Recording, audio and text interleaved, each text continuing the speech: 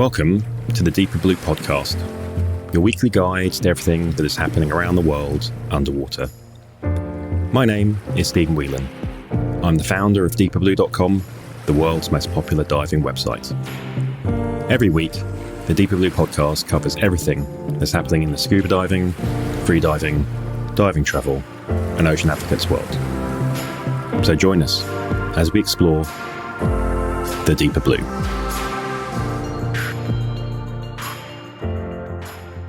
Hi everyone, welcome to episode 10 of the Deeper Blue podcast.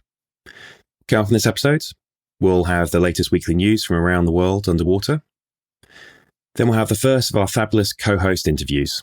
This week, we'll have Linden Wolbert, or Mermaid Linden, as a lot of us know her, with an interview with Paul De Gelder, someone who has an incredible life story. Paul's story started with the Australian Army Airborne before becoming a Navy bomb disposal expert, and then an encounter with a bull shark in 2009 changed his life forever as he lost an arm and a leg in a shark attack. Now, you'd think that losing an arm and a leg might generate some animosity towards sharks, but since then, he's become an author, motivational speaker, regularly appears as a host of the annual Shark Week on Discovery, and one of the foremost shark advocates in the world. Then we hear from writer, producer, and TV host Kinga Philipps. She tells us why she's hot for shark snot.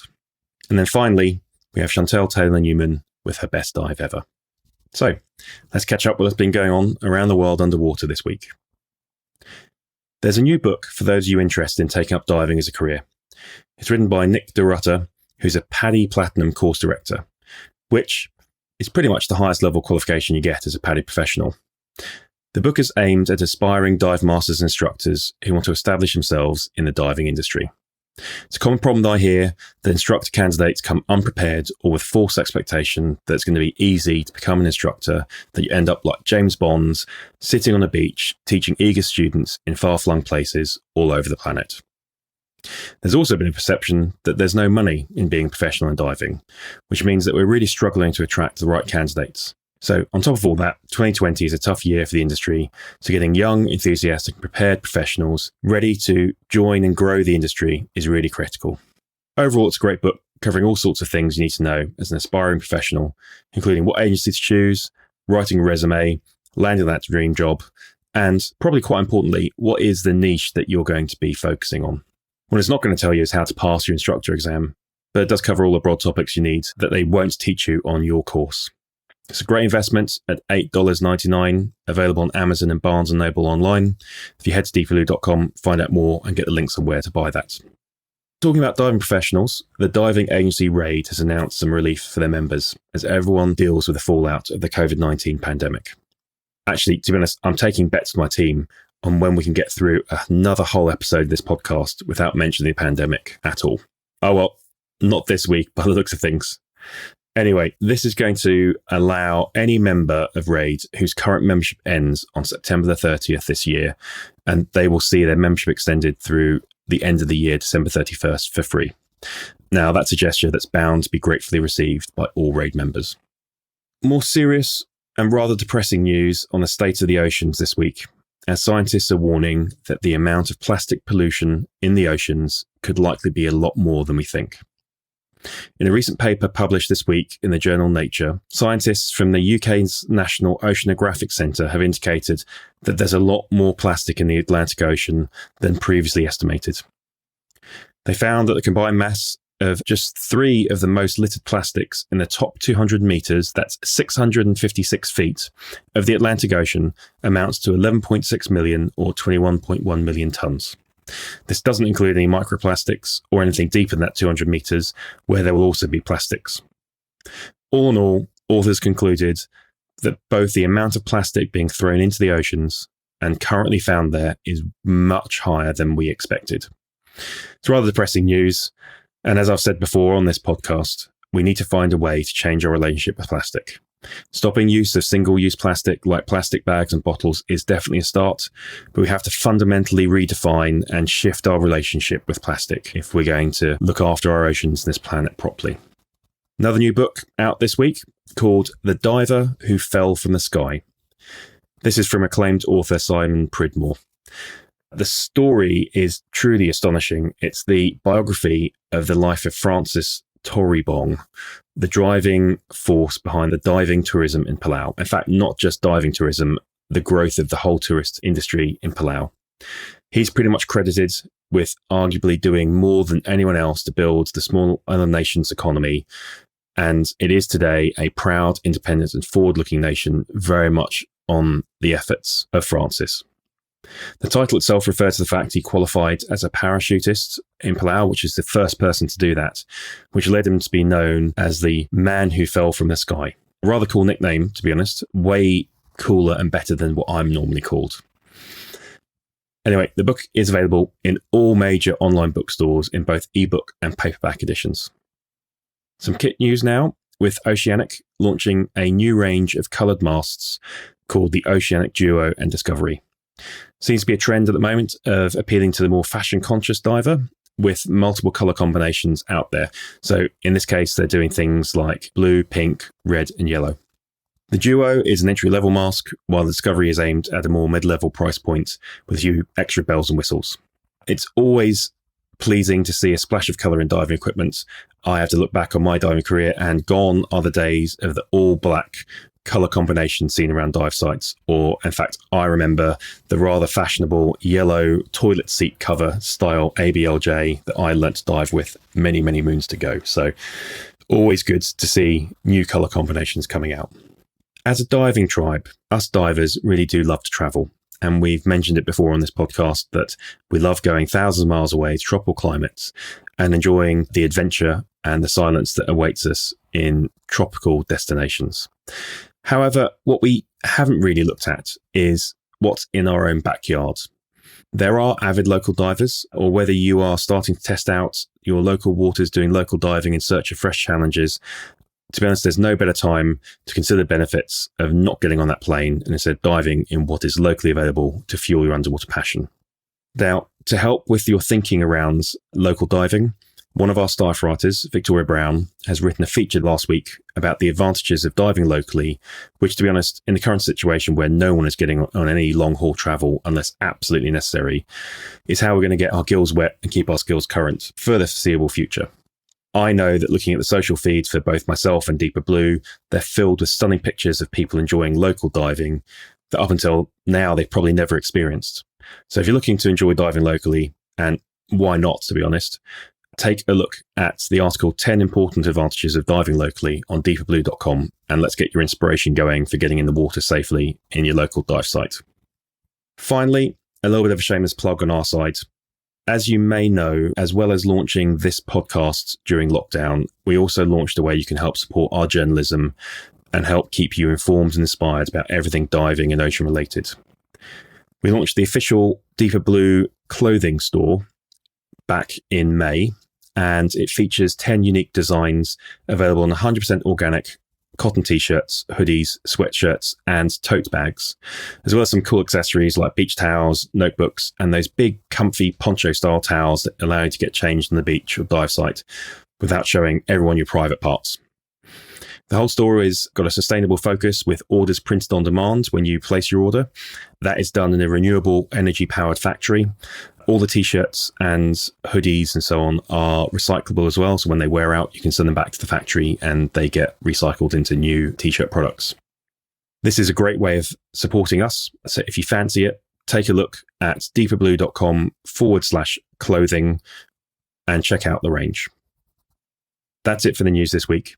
Remember, you can catch up on all the latest news and happenings around the world underwater by heading to DeeperBlue.com or checking us out on our social. And finally, if you like what you heard, remember, subscribe, like, and comment wherever you get your podcasts. They really do make a difference. Hi, I'm Sofia Gomez, and I'm a freediver from Colombia. You're listening to the best 30 minutes about diving, the Deeper Blue podcast.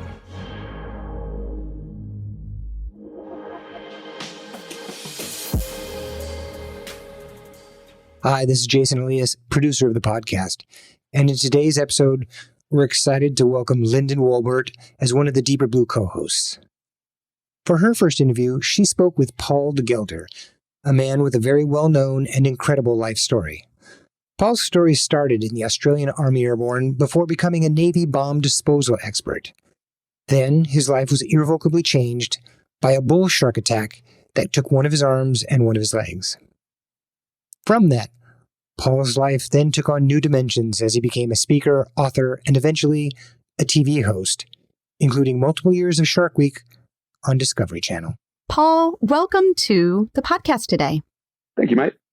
So what I know about your story, which I'd love to hear more about, is that you had a lifestyle working in the military. You were doing all kinds of different work there. And then there was a day when things changed for you when you had an encounter with a 9-foot bull shark in the Sydney Harbor. Is that correct? Yeah. I was basically living my dream, riding a big black Italian sports bike. I lived at Bondi Beach, traveling the world with my mates, blowing stuff up, shooting guns, jumping out of aircraft. Like, it's just kind of every big kid's dream. And then I turned up to work one day and a shark decided it wanted to eat me for breakfast. So pretty terrible day at work as far as things go.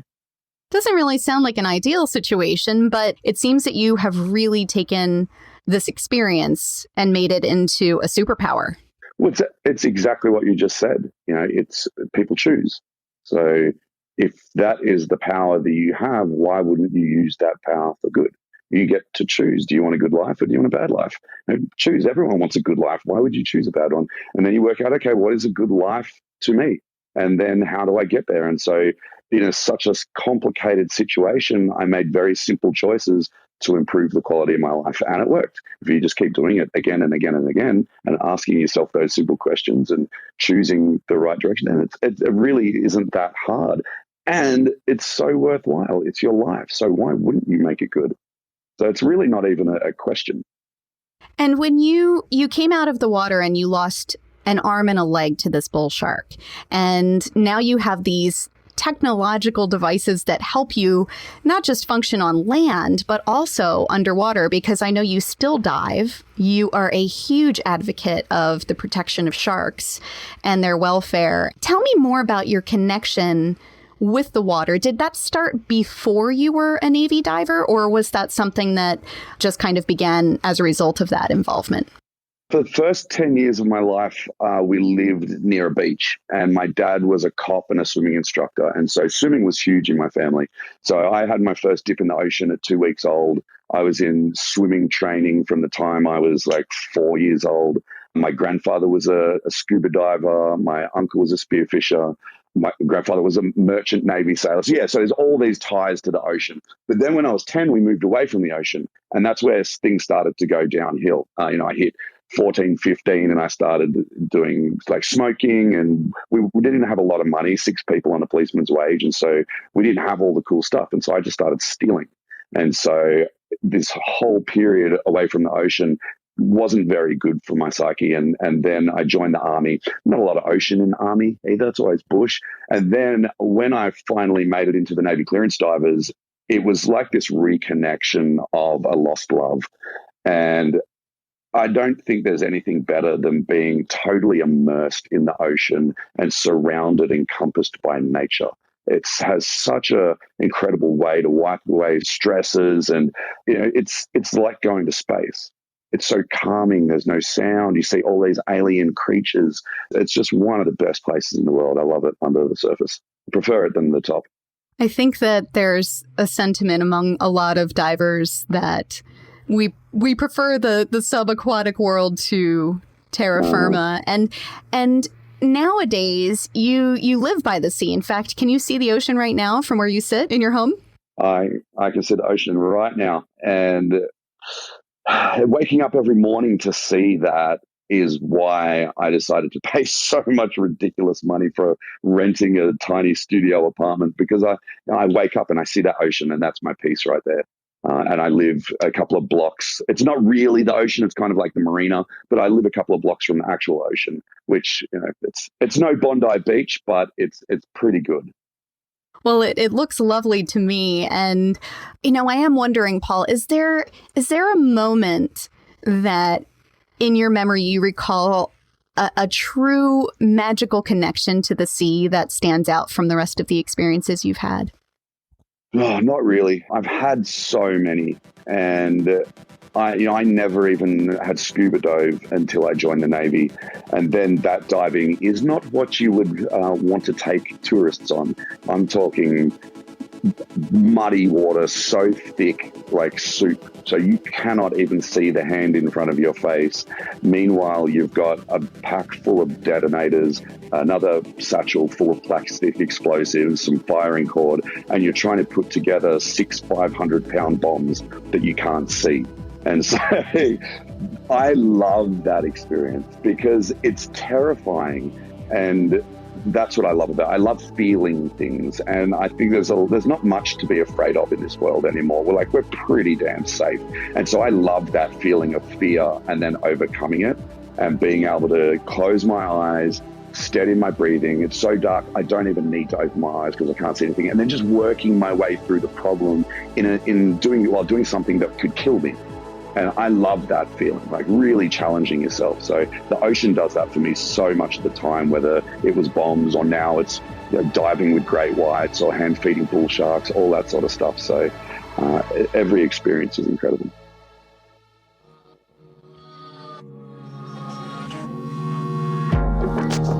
Hi, this is Bobby Scully, retired Navy deep sea diver, and you're listening to the Deeper Blue podcast. Today's top tip comes from writer, producer, and television host Kinga Philipps. To me, this tip is an absolute game changer for anyone trying to squeeze themselves into an open cell freediving wetsuit and be nice and lubed up in a way that is good for your skin and good for the ocean. And for years, since I started freediving, I was always told to use shampoos and conditioners and anything that just lubes you up so that you can slide right into the suit. But the problem for me in particular is that I have incredibly sensitive skin. And it always made me feel awful to be dumping that juicy stuff out of your wetsuit into the ocean.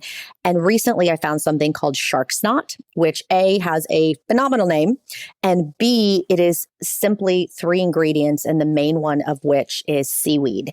And this stuff is slimy. It is non-toxic. It will get you into that open wetsuit. And when you come out, your skin actually feels quite good, and you don't feel bad about what you're putting into the ocean. So for me, that has been an absolute game changer, and I recommend it to all of my diving friends. Shark snot, not a name you're going to forget.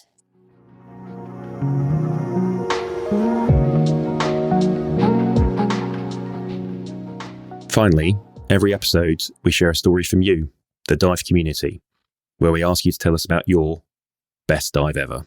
Hi, I'm Chantelle Newman, and I am from Southwest London, United Kingdom. My most memorable dive was in Bonaire, where I went with Nautical Adventures Scuba, who are actually from Oklahoma. And they took me to this most amazing place in Bonaire. I preferred the reefs. The reefs were really, really good because all you needed to do was just get out of your hotel rooms and just walk down and just dive off the pier, which was absolutely amazing. Now, the most memorable dive that happened to me was such an amazing experience. So it was a night dive with a Gobi night sea light from Light in Motion, which is helping you to be able to look at the reef through different eyes. And how I explain that is that it is bioluminescence. It's the most incredible experience you can ever have, where it actually illuminates everything from the actual reef itself to the fish that are swimming around to the little fireworms. But I'd wish that my dive buddy would stop bumping into me, only to realize that he wasn't around. He was the one deeper than me. The thing that kept on bumping into me was actually a huge jackfish, because he or she was not happy with the light that I was using. Coming out of that dive, I just sat on my bed in awe of how beautiful the ocean can be in the dark. So I would suggest anybody who has the opportunity to be able to go and dive using a Gobi night sea light and to be able to change your world from being switched on in the daytime to be switched off and having a absolute experience in just beautiful lights. You've got to do it. We'd love to hear your story about diving. So at the end of the show, you'll find out all the info you need to submit your best dive ever.